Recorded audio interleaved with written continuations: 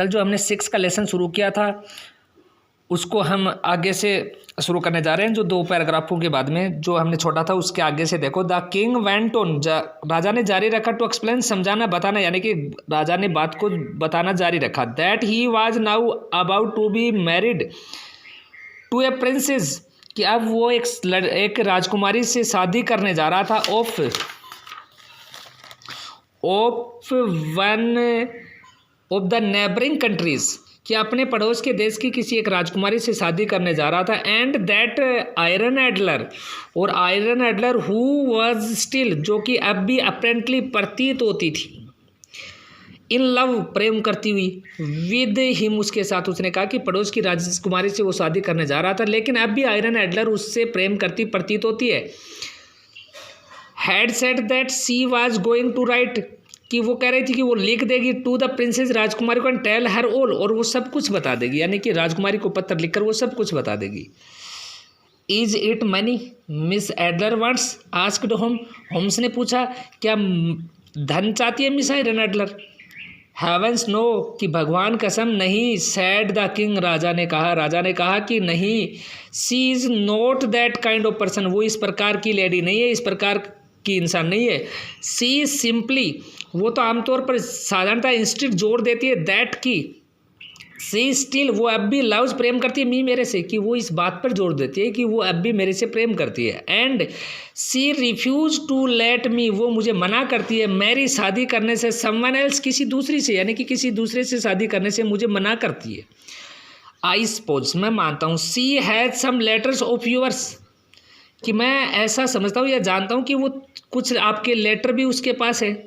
But we can prove, लेकिन हम सिद्ध कर सकते हैं, दैट कि दे आर फॉल्स, वो झूठे हैं।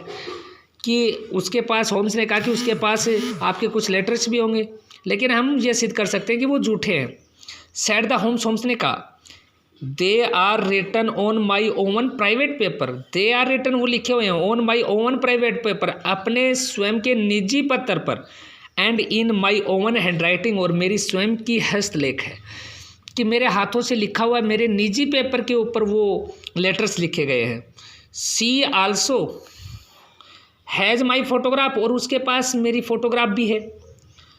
वी कैन प्रूव, हम सिद्ध कर सकते हैं, that the paper was stolen, कि पेपर चोरी हो गया था। And that your hand writing, और तुम्हारी जो हैंड राइटिंग हस्तरेख है, वॉज कॉपीड, और उसकी नकल की गई है। Any one can buy your photograph, और फोटोग्राफ तो आपकी कोई भी खरीद सकता था। अनफॉर्चुनेटली, दुर्भाग्य से, सी एंड आई, मर वो आर हैं, बोथ दोनों, in the same photograph together, कि हम दोनों एक ही फोटोग्राफ में साथ साथ है। सेड द किंग, राजा ने कहा कि जो फोटोग्राफ है उनमें हम दोनों एक साथ हैं।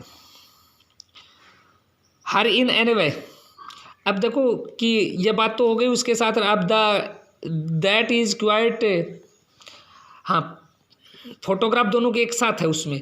अनफॉर्चुनेटली, दुर्भाग्य से, she and I are both in same photograph, ये कोई क्वेश्चन का आंसर है। अब दैट इज क्वाइट डिफरेंट, ये तो भिन्न बात हुई। सैड होम्स ने कहा, हैव यू ट्राइड, क्या कभी तुमने कोशिश की, गेट द फोटोग्राफ, तस्वीर प्राप्त करने की, फ्रॉम हर, उससे, एनीवे, किसी भी तरीके से, क्या तुमने किसी भी तरीके से फोटोग्राफ्स लेने का प्रयास किया? I have had the police exam, मैंने पुलिस से उसका निरीक्षण करवाया। हर अपार्टमेंट, उसके घर का, अपार्टमेंट का तो था घर, कि मैंने उसके घर की तलाशी पुलिस से भी करवाई। I have had her stopped, मैंने उसे रोका, ऑन द स्ट्रीट, गली में, एंड आल्सो वाइल ट्रेवलिंग, और यहाँ तक कि यात्रा करते समय भी। But nothing has been found, कुछ भी नहीं मिला। इन हर पॉकेट बुक, उसकी पॉकेट बुक में मुझे कुछ भी नहीं मिला। और इन हर ट्रैवलिंग बैग्स, और यहाँ तक कि उसके ट्रैवलिंग बैग्स में भी मुझे कुछ नहीं मिला। यू सी, तुम जानते हो, mister Holmes not only is Irene Adler beautiful, न केवल आयरन एडलर सुंदर है महिला, but she is clever, highly intelligent as well as, उसके साथ साथ वो बहुत ही बुद्धिमान और चतुर महिला भी है। कि न केवल वो सुंदर महिला है, बल्कि उसके साथ साथ वह बुद्धिमान और बहुत ही चतुर महिला है। Holmes obtain all the additional information, Holmes ने सभी अतिरिक्त सूचनाएं उससे प्राप्त कर ली।